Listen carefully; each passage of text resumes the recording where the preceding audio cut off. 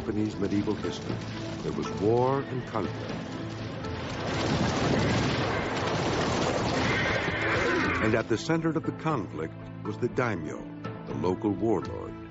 It was he who chose the fights, and he who led armies of men who drenched Japan in centuries of blood.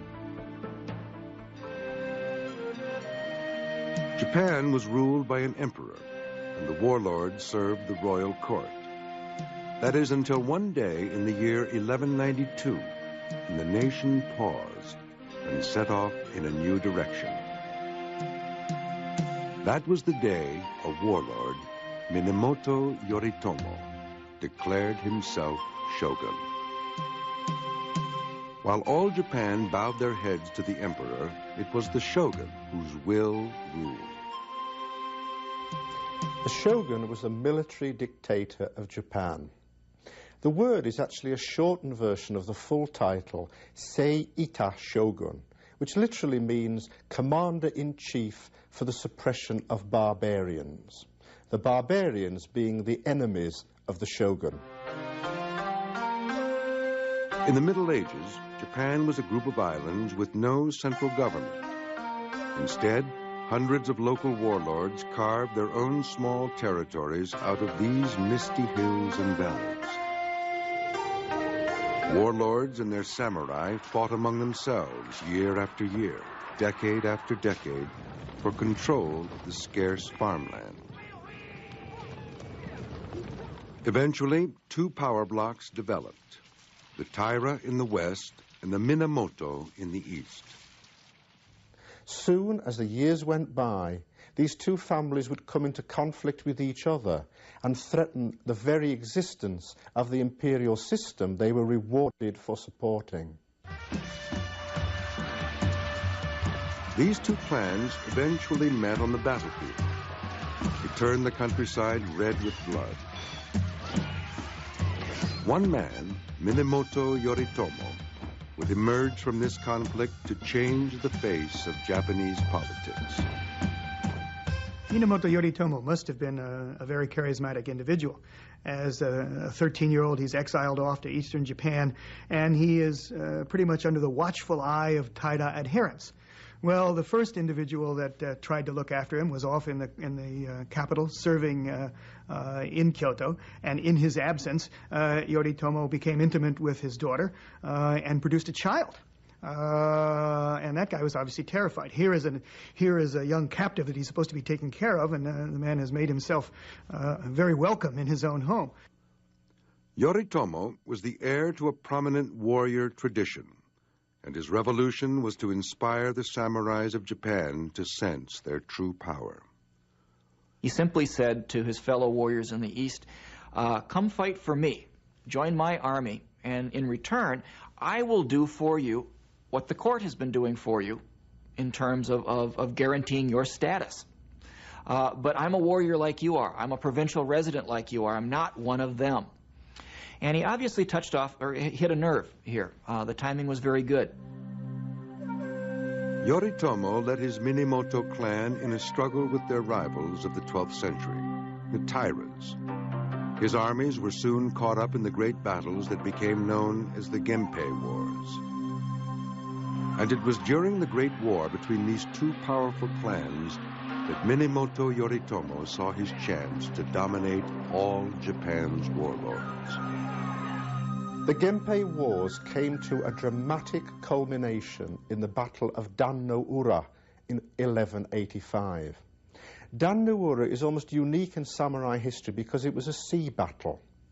It was fought in the narrow straits of Shimonoseki in western Japan. The ships were fighting platforms, flat-topped with rowers on a lower deck. Archers fired away from the top deck. As the ships drew closer together, swordsmen engaged in hand-to-hand combat. Metal struck bone in a final struggle for domination. The battle raged on. The boats sought to maneuver in the rough tides of the narrow waterway. In a brilliant maneuver, the Minamoto generals commanded their archers to concentrate on the rowers and steerers of the Taira ships, leaving the enemy vessels spinning helplessly in the current. The Emperor of Japan, a child named Antoku, and his grandmother were passengers on one of their ships. On board the Taira ships, it soon became clear that defeat was imminent. Soon, Minamoto samurai would board their ships and put them all to the sword. Tomomori, head of the Tairas, made an announcement. Suicide was now the only answer. Then he tied himself to an anchor and threw himself into the sea. Meanwhile, the grandmother of the 8-year-old sovereign took the young emperor in her arms and walked slowly to the ship's edge. She prayed with the child to Buddha and their imperial ancestors in preparation for the final act. Then, with the words, "In the depths of the ocean we have a capital city," she jumped into the waves, taking the young prince with her. The remaining Taira warriors followed her lead by committing seppuku, cutting themselves open with their own swords and throwing themselves into the sea. And it was said that because of the blood from the numerous slain warriors of the Taira, mingled with the red dye from the Taira flags, made the sea turn red in the area of Dan no Ura. And there's one other legend about Dan no Ura, that the little crabs that live on the beach have on their backs the face of the dead warriors, because the spirits of the dead Taira samurai live in these little crabs and still haunt the coast to this day. Yoritomo then emerged from the Genpei War as the officially recognized head of warrior society in Japan, the official head of the military and police systems for the court. Yoritomo's government was called Bakufu, named after the tents that generals set up near the battlefield. The great skill that Minamoto Yoritomo possessed was the skill of political adroitness, so that he could convert his military victories over the Taira into something more long-lasting. As a result, he set up a system of constables around the country, whereby these local samurai governors acted on his behalf, rather than having the centralized rule from the imperial palace and the imperial court. Minamoto's loyal samurai warriors spread his influence throughout the country to make the point that his Bakufu government was in control. He set up his government in Kamakura, far from the emperor's imperial palace in Kyoto. It was his way of putting distance between the shogun and the emperor, to remove himself from the emperor's influence and to make a statement that the shogunate was a government of the samurai and not of the court. With this Bakufu rule, Yoritomo managed to do more for Japan than the emperors before him had ever achieved. Besides bringing the warring daimyos under his control, he created the first warrior government the Japanese people had ever known. In the process, he brought order to Japan, establishing a justice system fairer than anything that preceded it. Warriors took over tasks that the former bureaucrats of the imperial palace had been doing badly or corruptly. His loyal constables monitored everything from taxation to agriculture to military recruitment. We generally see Yoritomo as the first important military figure to sort of initiate a long period of samurai involvement, if not outright control, of the political process in Japan. The first shogun ruled with an iron fist, but knew how to be even-handed. When Yoritomo died in 1199, the tradition of the super warlord was established. But every shogun that followed knew what Yoritomo knew. The shogun would only survive if he was the wiliest fox in a forest of ambitious and dangerous warlords. A century and a half after the first shogun died, a new dynasty of military rulers rose to power, one which embodied the greatest strengths and the most profound weaknesses of the Bakufu government. The dynasty was called Ashikaga, and its members were descendants of the earliest shogun's Minamoto clan. The most glorious Ashikaga was Yoshimitsu. He was the first shogun to use war as a means toward peace. Yoshimitsu had learned well the lesson of the first shogun. What separated the shogun from the other warlords was his cunning mind. For Japan was still rife with territorial disputes. To put an end to these rivalries, indeed to survive, would take a master diplomat.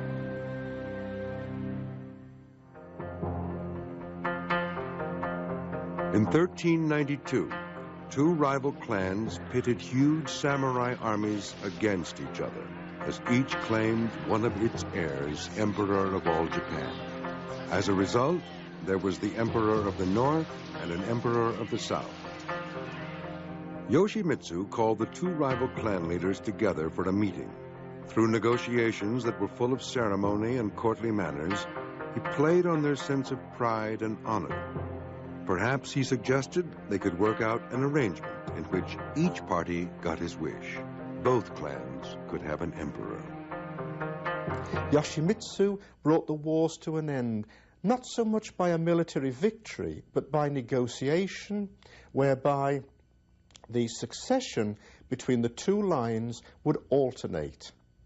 That satisfied the competing warlords and brought peace to Japan.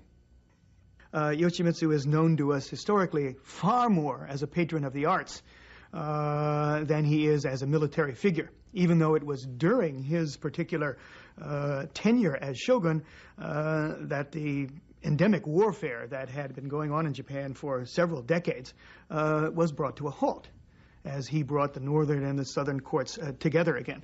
But really, we think of him as a patron of the arts, of a collector of fine Chinese art goods and library.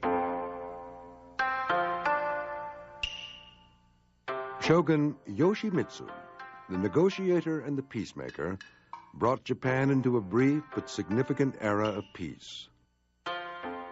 Under his rule, the arts flourished.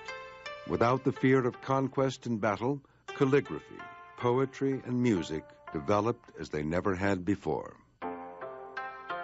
During Yoshimitsu's reign and during his lifetime, the shogun's court actually supplanted the imperial court as not only the seat of political power in Japan, but also as the seat of cultural norms and cultural ideals. During the peaceful rule of Yoshimitsu and his successors, the tea ceremony developed. As the tea ceremony celebrates the beauty and tranquility of everyday life, so Yoshimitsu's life was lived in peace, proving that a warlord, a shogun, the man with the ultimate power of life and death in Japan, could cultivate the arts as carefully as he had outmaneuvered his enemies. Yoshimitsu transformed the capital, Kyoto, into a magnificent city of temples and gardens. One of his most famous artistic accomplishments is the creation of what's called the Golden Pavilion, a fairly elaborate and very expensive temple complex in the capital city. Here, Ashikaga Yoshimitsu, the arbiter of taste, held poetry parties, flower viewing parties, established and largely developed the tea ceremony, and entertained emperors, courtiers, and ambassadors from China.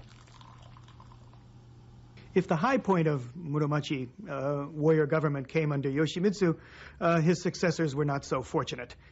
By the time we reached the 8th shogun Yoshimasa, already things had begun to unravel rather severely, and Yoshimasa was not able to preside over a very powerful warrior government at all.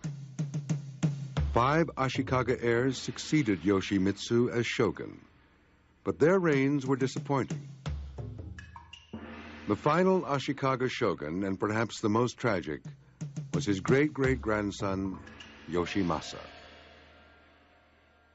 Yoshimitsu had built a pavilion of gold. Yoshimasa determined to build a pavilion of silver.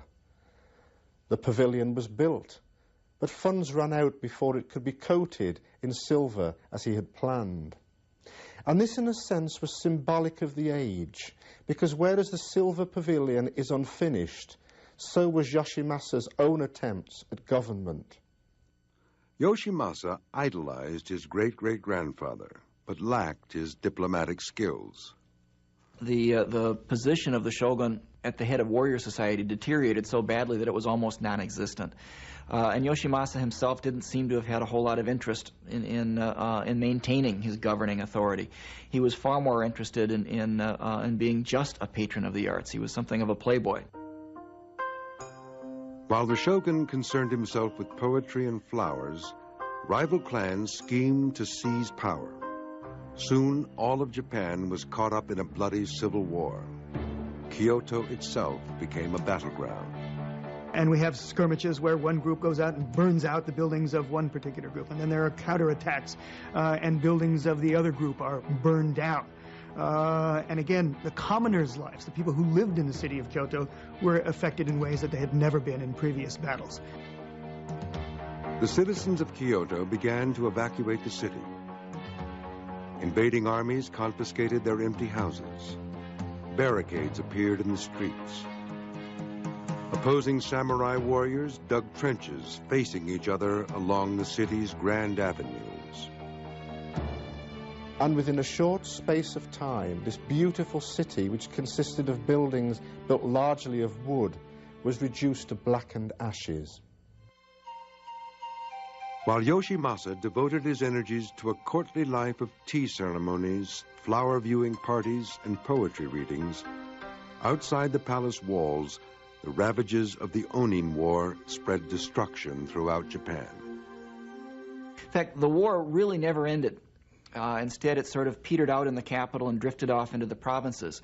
And warriors established themselves as more or less autonomous provincial barons and fight one another on a fairly constant basis.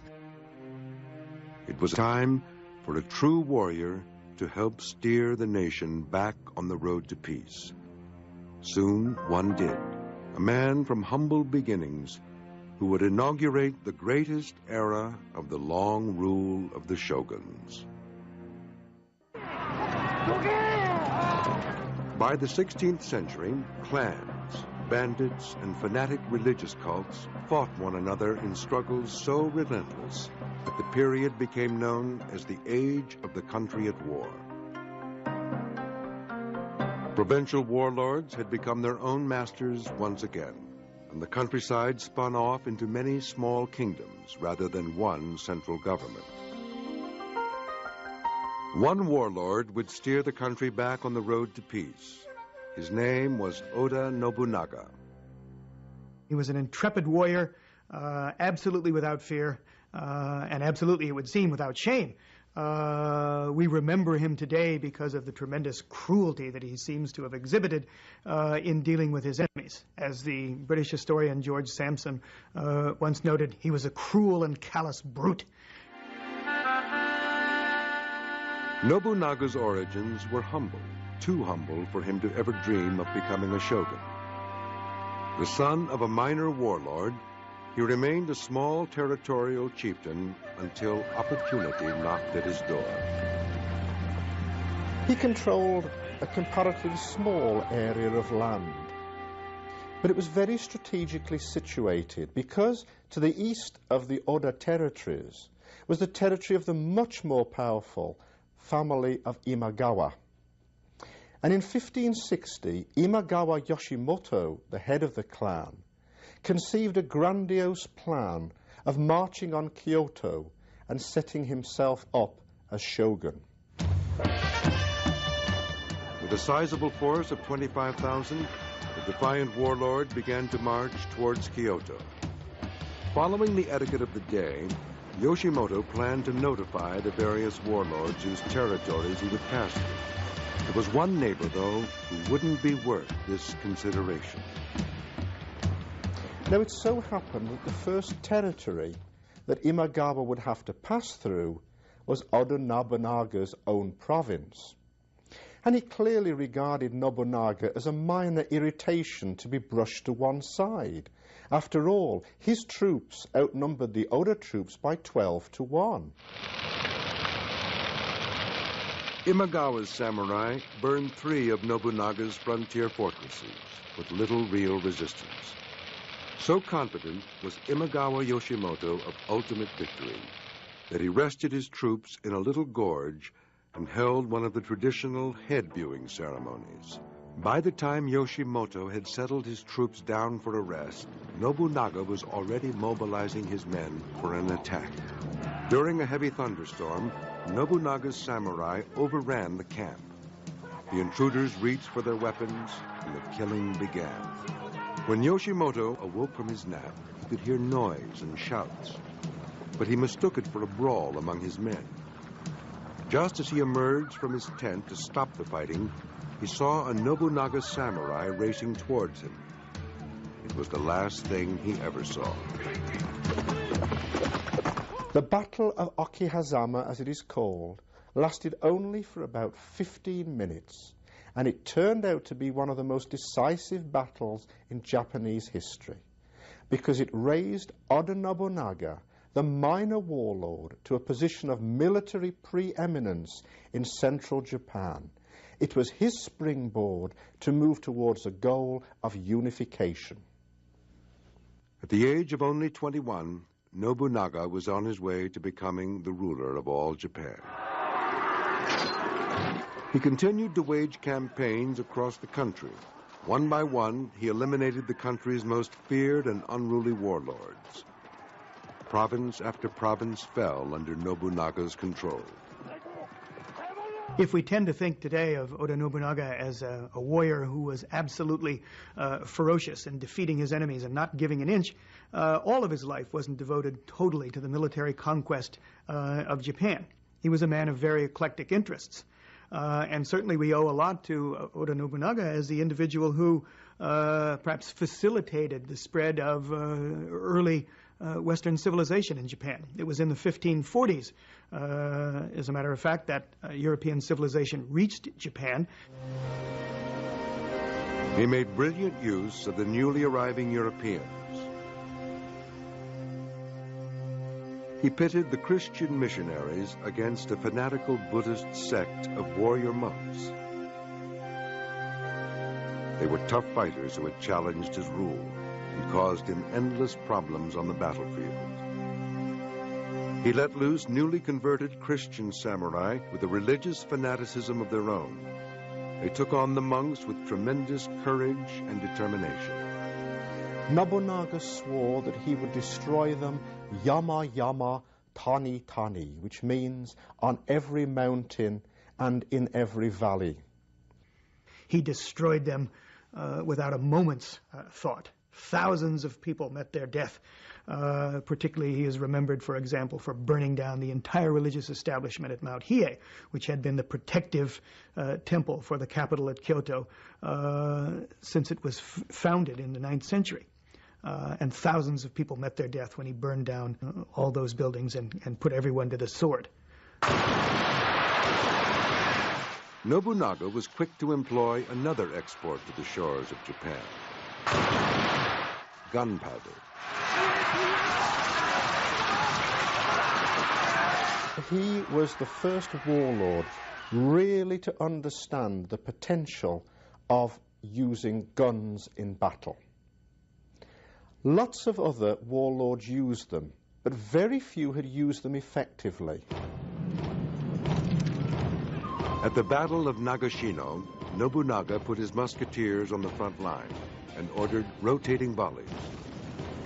As inaccurate as they were, the volleys proved deadly, cutting down the closely gathered enemy samurai as soon as they ventured too close.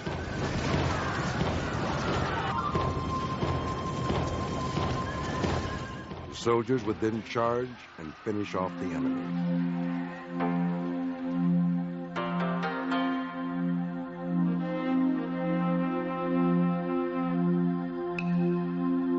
His power consolidated, Nobunaga ordered a magnificent castle built, overlooking the largest lake in Japan. He then commissioned the country's most famous painter to fill it with golden screens of great splendor.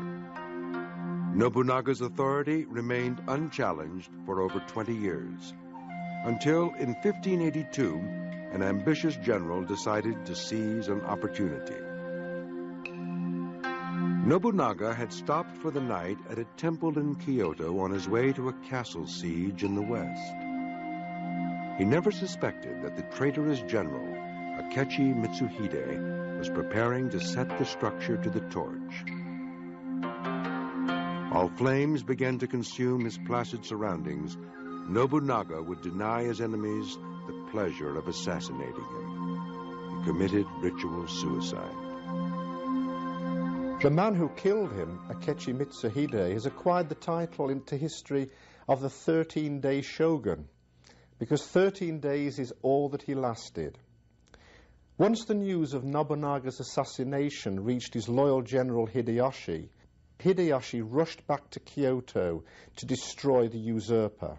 The treacherous assassin's plans of ruling Japan were never to materialize. Nobunaga's trusted protege, Toyotomi Hideyoshi, took his revenge. This next great shogun would use his tremendous military skill, fierceness, and cunning to further unify a war-torn country.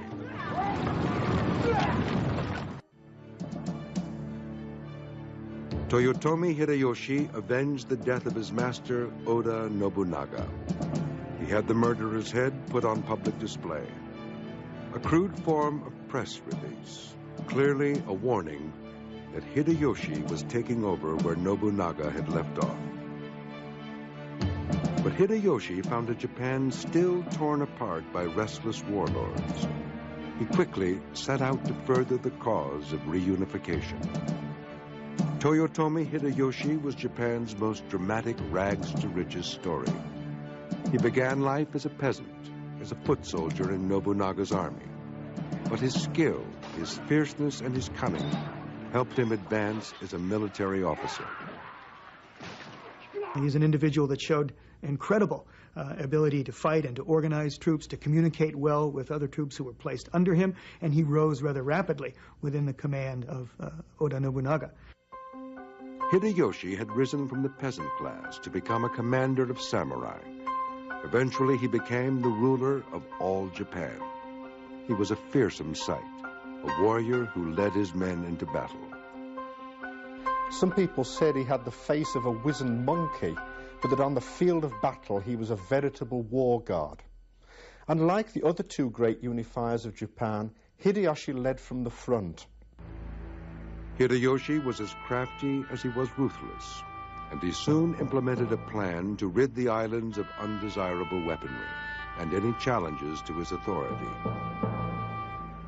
In 1587, he issued an edict that all non-samurai were to turn in their swords. The soldiers fanned out across Japan in what became known as the Great Sword Hunt. He decided that the peasantry, the population at large, did not need to be armed. As he said in his particular edict, it hindered the collection of taxes, as one could imagine it very well did. And so an enormous amount of arms was collected from the population at large so that Hideyoshi could feel more secure. This meant that there were fewer people out there who could perhaps rise up and smite him down.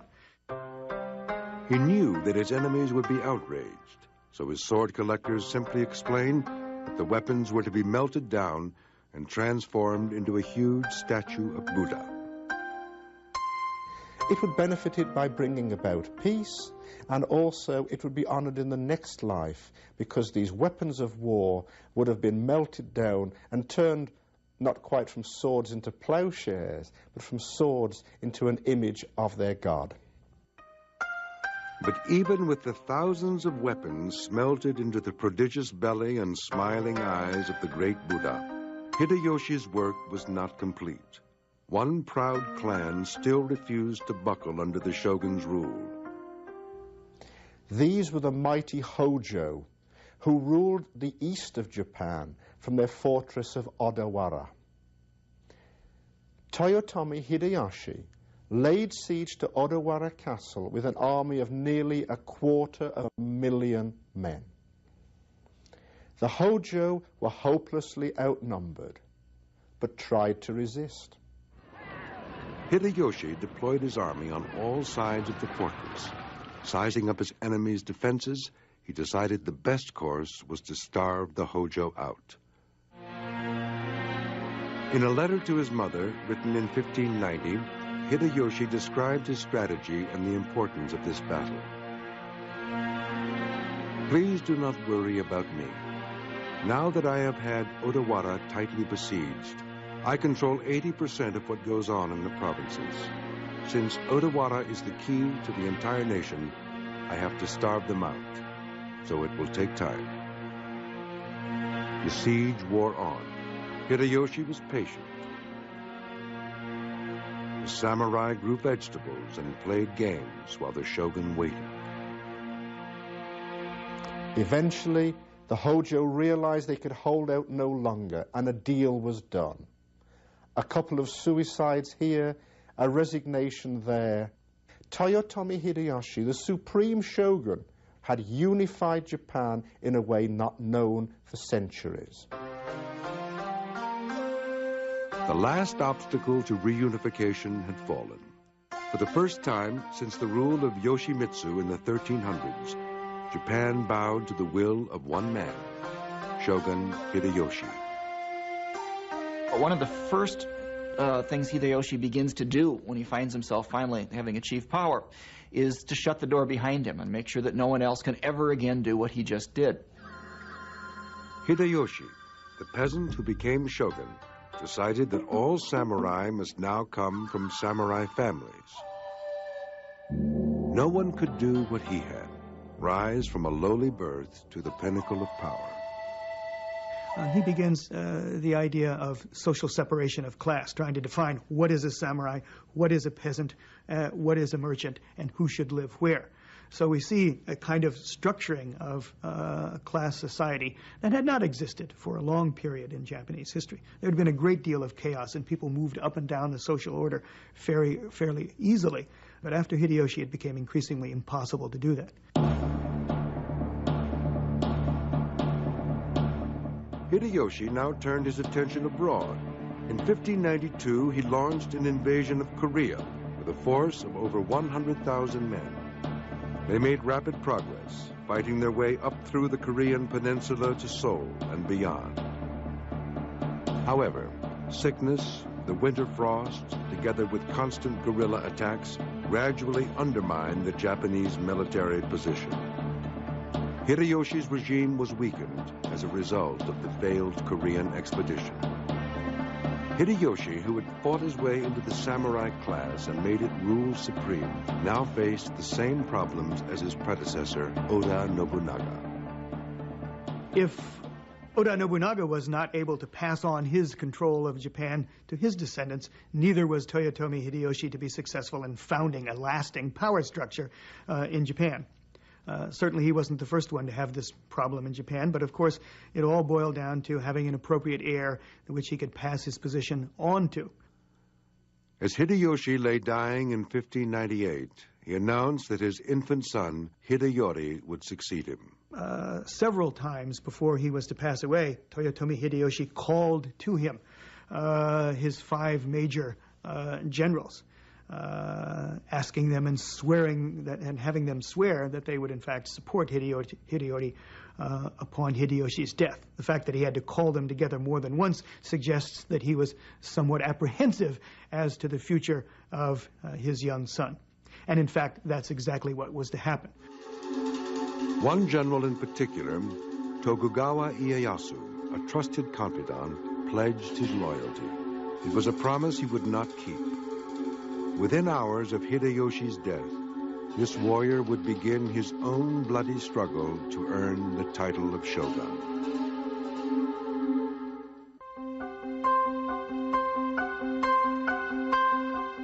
Tokugawa Ieyasu's rule was born in betrayal and anointed in blood. He had sworn at the deathbed of Shogun Hideyoshi, his mentor, that he would support his son as shogun. Now, the third of the great unifiers of Japan claimed the title of shogun for himself. There's a story about how Ieyasu, Hideyoshi, and Nobunaga were supposedly sitting out on a veranda one night watching a nightingale sitting on in a tree nearby, and they began discussing how it is that they would get this nightingale to sing. Nobunaga says, "Oh, well, that's simple. If it doesn't sing, I'd kill it." Hideyoshi says, No, wrong approach. What you do is you maneuver it into a position where it has to sing. Ieyasu says, no, you've got this all wrong. It's very simple. You wait. Eventually, it will sing. Ieyasu, who had sworn loyalty to Hideyoshi, had waited patiently for the opportunity to betray him. On a misty morning in October 1600, he prepared to do battle with the forces still loyal to the late shogun's young son, Hideyori. They met in battle in 1600 at a little place called Sekigahara. Sekigahara was one of the most decisive battles in Japanese history. The morning of the battle was so foggy that the opposing armies literally bumped into one another. Slowly they assumed positions on opposite sides of the valley and waited for the clouds to lift. The sun finally burned through and the battle began. Ieyasu ordered a blast of firearms that sent his enemies tumbling down the far hill. He followed up with a full-scale attack. The musket units abandoned their guns and resorted to more traditional fighting techniques, face-to-face, one-on-one. The Tokugawa triumphed. They destroyed their enemies utterly. At the conclusion of the Battle of Sekigahara, Tokugawa Ieyasu held the traditional head-viewing ceremony. He asked one of his retainers to bring his helmet forward as the first of the heads arrived.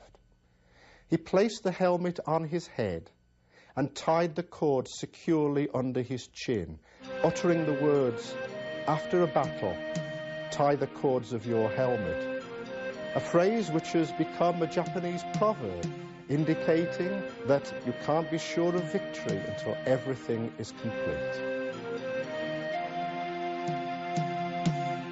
Ieyasu had to move quickly to consolidate his position if he was to secure the title of shogun. He announced that the lands across Japan would be redistributed. To his friends, Ieyasu rewarded more lands, usually strategically located. His enemies had to settle for pieces of property far removed from Ieyasu's home territory.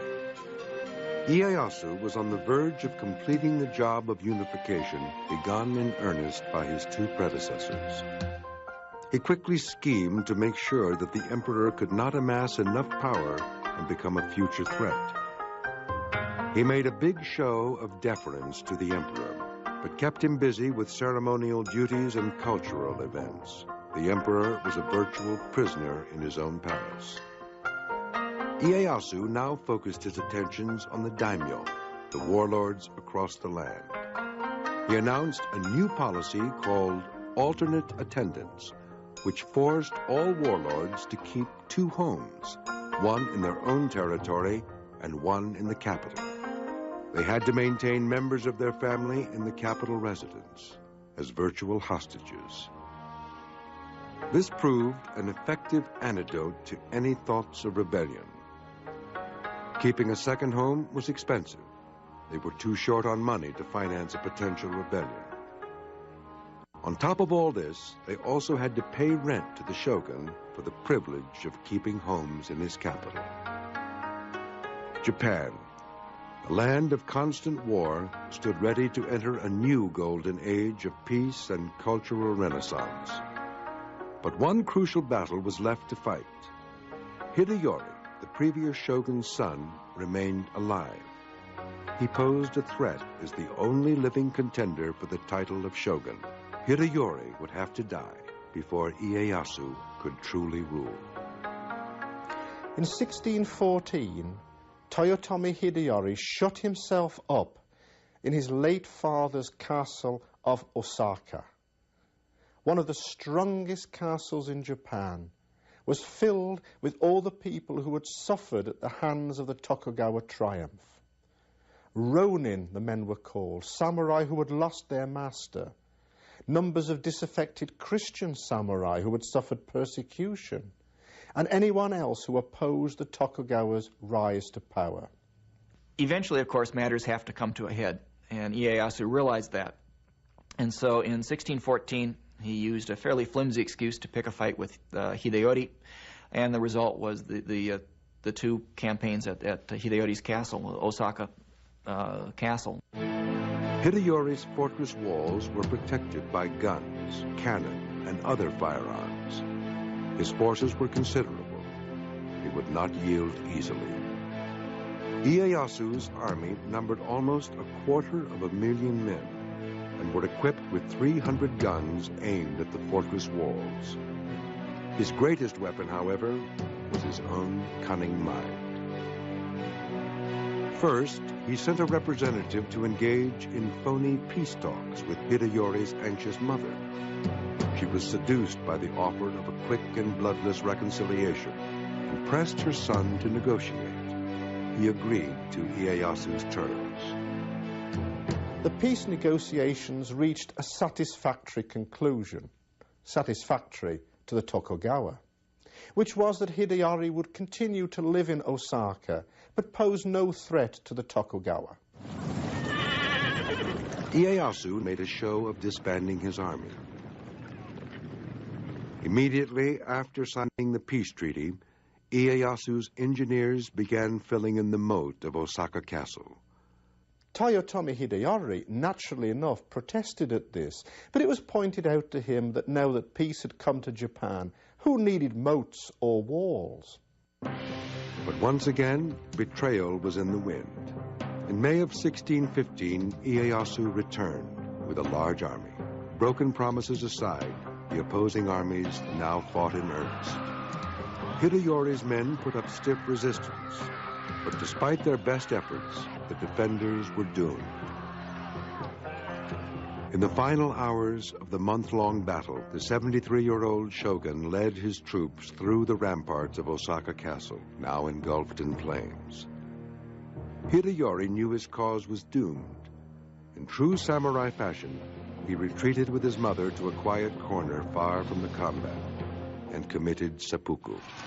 This battle would be remembered as the last conflict ever fought between opposing samurai armies. The very interesting thing about Tokugawa Ieyasu is that his very success in bringing peace to Japan and stability to Japan and to restoring a sense of unification was to transform radically the nature of the samurai class out of which he came. That is to say, so successful was his government that for almost 250 years, Japan lived one of the most peaceful periods in world history. There just were not major outbreaks of violence. Ieyasu knew that power could only be sustained when the country was at peace. To maintain the peace, he created a massive bureaucracy, which turned samurai warriors into government workers. And peace would be maintained by sealing Japan's borders. Ieyasu expelled the Christian missionaries and kept Japan a closed fortress until Commodore Perry, with his armed ships, appeared in Tokyo Harbor in 1853. With ferocity, cleverness, and cunning, Tokugawa Ieyasu enabled his descendants to rule for almost 250 years. Japan was conceived in war, and for many long centuries lay shrouded in the smoke of death and devastation. And so it was that a warrior would return the nation to peace. And that warrior was the absolute dictator they called Shogun.